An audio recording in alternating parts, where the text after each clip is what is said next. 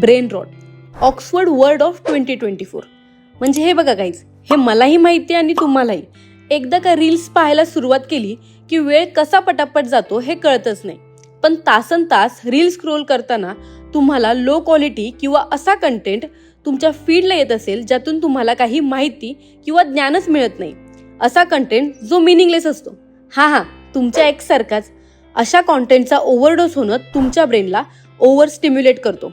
Basically तुमचा मेंदू थकून जातो, जसं की आपण आत्ताच आयुष्याला थकल्यासारखे वाटतो. इग्नोर.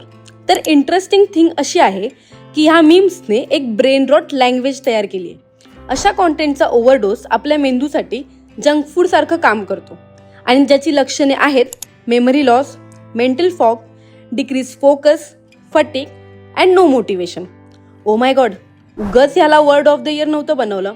त्याचा उद्देश लोकांमध्ये अवेअरनेस पसरवणं असा होता. तर ह्यासाठी काही ट्रीटमेंट वगैरे नसते, काही डिप्रेशन नाही आहे. खूप सोप्या स्टेप्स आहेत.